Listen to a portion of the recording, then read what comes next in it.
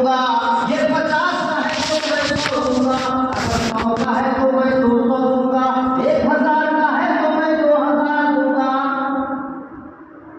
उस वक्त के सबसे बड़ा व्यापार, सबसे बड़ा बिजनेसमैन, सबसे बड़ा कारोबार वाला अगर थे कोई तो हजरत उस्मान गनी रज़ियल्लाहु ताला होते। जिस सामान को कोई नहीं खरीद सकता था हजरत उस्मान खरीद लिया करते थे। सारे व्यापार बाहर निकल आए, सबों ने कहा ऐ उस्मान मुझे दे दो, मुझे दे दो। हजरत उस्मान गनी रज़ियल्लाहु ताला की ज़बान से यह कलिमा निकलती है, मन जाअ बिल हसनति फलहु अशरु अम्सालिहा। ओ पाक परवरदिगार, जिसने पूरी दुनिया को बनाया, दुनिया में 10 और आखिरत में 70 देंगे। ये मदीना वालों के ऊपर कुर्बान, ये अरब वालों के ऊपर कुर्बान, और सारे के सारे अनाज जितने भी लगे होते हैं सब बांट देते हैं। उस्मान गनी रज़ियल्लाहु ताला इसी इस्लाम ने जन्म दिया, किसी चीज की कमी नहीं थी। जब कब्र के पास से गुजरते थे दाढ़ी मुबारक तर हो जाती थी। किसी ने कहा ऐ उस्मान गनी, जब जन्नत और दोज़ख की बात आती है आप नहीं रोते हैं, लेकिन जब कब्र के पास से गुजरते हैं, कब्रिस्तान के पास से गुजरते हैं, दाढ़ी मुबारक तर हो जाती है। हजरत उस्मान कहने लगे ये सबसे पहला घर और आखिरी घर है, इस घर में जो जवाब दे दिया आगे का रास्ता आसान हो जाएगा। इतना अल्लाह से खौफ खुदा, इतना डर था। आज इंसान गुनाह करते करते दिल तो इतना सियाह हो चुका है कि और करते करते कुछ हमें पता ही नहीं चलता, एहसास तक नहीं होता मेरे भाइयों। हजरत उस्मान गनी रज़ियल्लाहु ताला को इसी इस्लाम ने जन्म दिया, लेकिन फजूल खर्ची नहीं किया करते थे। आज हमारे पास जो पैसा आ जाता है हम फजूल खर्ची करते हैं, जहां जहां हम खर्च कर देते हैं। शादी ब्याह का मामला हो, कहीं से बारात आई 50,000 का पटाखा फोड़ेंगे, कह दिया जाए गांव में 5,000 रुपया कमेटी वाला में है, उसका दिल जलने लगेगा। काजी को 1,000 देना है, दिल भगने लगेगा।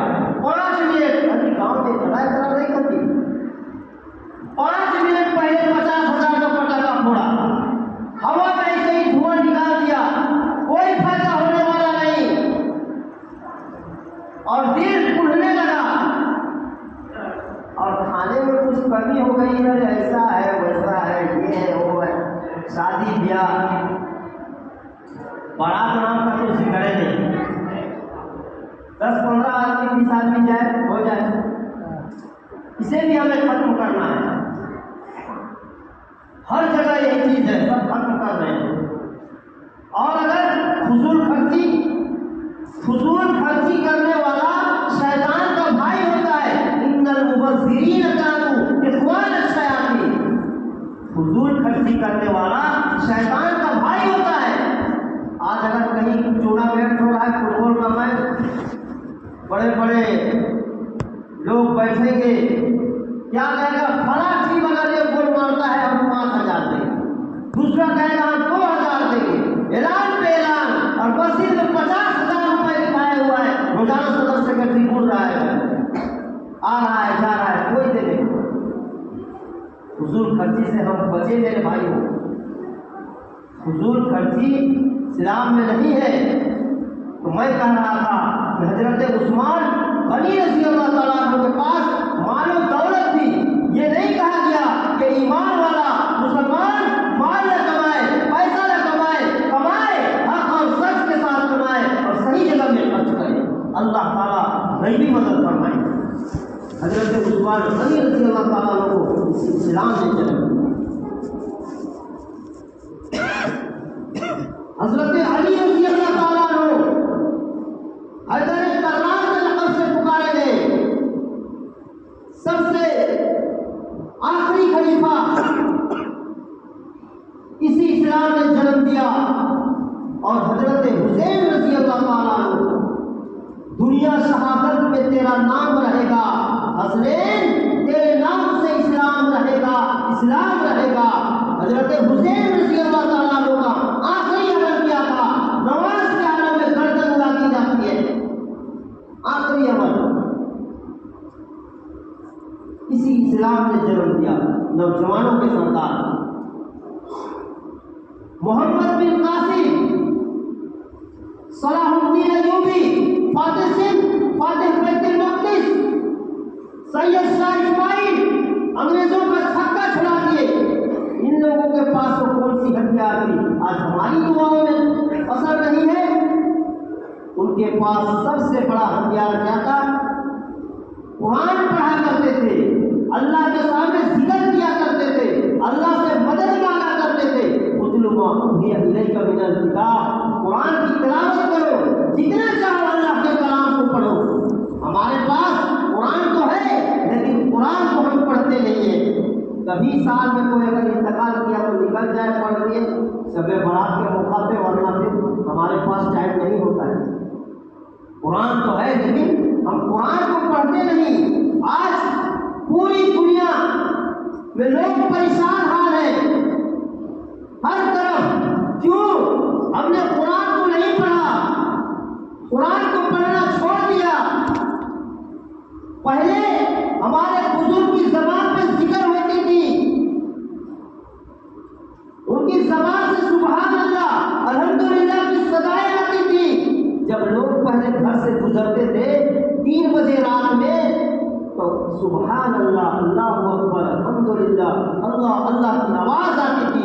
आज किसी के घर से गुजरे तो गाने की आवाज आती है, चीखने की आवाज आती है, लड़ाई की आवाज आती है, गाली की आवाज आती है, एक दूसरे को लोग गाली करते हैं। कहां से बरकतें नाज़िल होंगी? आज इंसान अज़ाब में मुब्तला है। हमने कुरान को छोड़ दिया मेरे भाइयों, कुरान को पढ़ना छोड़ दिया। हमारे पास वक्त क्या है? हमारे पास मोबाइल में टाइम गुजारने के लिए वक्त होता है। अगर इंसान मोबाइल में लग जाता है, नौजवान तो नौजवान, आज उम्र दराज लोग भी आज यूट्यूब को भी जानने लगे, फेसबुक को भी जानने लगे, और न्यूज देखने में तो सबसे पहले आगे आगे। यहाँ क्या हो रहा है, अमेरिका में ये हो रहा है, यहाँ हो रहा है, ये हो रहा है, वो हो रहा है। अरे मियाँ, उम्र कम है, अब कितनी 50, 60, 70 साल इंसान कब्र के नजदीक हो रहा है। इंसान की जब गाड़ी पक जाती है, इंसान कब्र के नजदीक पहुंचने लगता है। हमने देखा एक जगह बुजुर्ग लोग कैरम बोर्ड खेल रहे थे, कोई लूडो खेल रहा है, कोई कैरम बोर्ड खेल रहा है। जिसके हाथ में तस्बीह होनी चाहिए, जिसकी जबान पे सुभान अल्लाह, अल्हम्दुलिल्लाह, अल्लाह अकबर की सदा होनी चाहिए, वह यहाँ के बारे में मैं नहीं बोल रहा हूँ। अब ये ना सोचो, बहुत सी जगहों पे देखा, और ये सब लोग आप लोग भी देखे होंगे। मेरे भाइयों, कुरान की तिलावत इंसान रोजाना करे,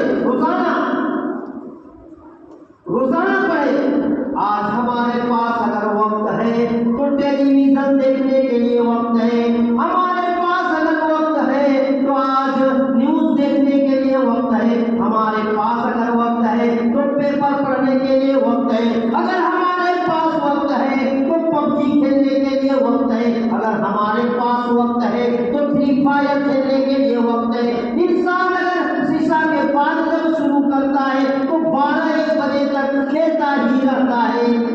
जब भी मदरसे में आप जाके देखें, आप मस्जिदों में जाके देखें, बड़े बड़े शहरों में जाके देखें, आप मदरसे में जाके देखें, अरे जाड़े का मौसम होता है, गुड़गुड़ाती हुई ठंडी का मौसम होता है, फटी हुई चटाई पे बैठ के जब वो तालिबे इल्म और मेहमान रसूल जब कुरान की तिलावत करते हैं, इस मस्जिद में भी बहुत से बुजुर्ग ऐसे होंगे, और जगह भी आप देखे होंगे कि 3 बजे रात में, 2 बजे रात में आके वो किस तरह से कुरान की तिलावत करते हैं। कोई तहज्जुद में खड़ा है, कोई जिक्र में बैठा हुआ है, कोई कुरान की तिलावत कर रहा है। और हम नौजवानों का ये हाल है कि ईशा की बात अगर काम से जब हम चले आते हैं, ईशा की अगर नमाज अगर पढ़े तो पढ़े, खाना पीना खा लिए, उसके बाद मेरा काम है कि मोबाइल हमने 2 बजे रात तक खेलते रह जाएंगे। एक दूसरे को ये कहेगा मार मार मार, वो कहेगा इसको मारो, वो कहेगा उसको मारो। मियां कुछ मिलने वाला नहीं है।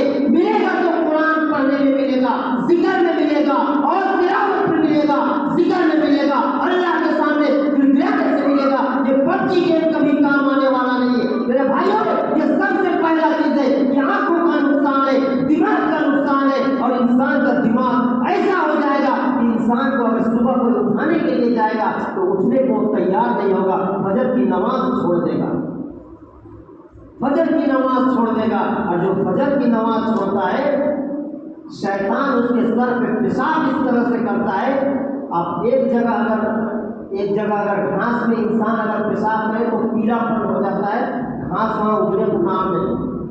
इसी तरह से अगर रोजाना शैतान अगर दिमाग में अगर पेशाब करे, उसका दिमाग कितना चलेगा, सिर्फ उसका अलजल बकेगा। कोई अगर दीन की बात कहेगा फिर भी सुनने को तैयार नहीं।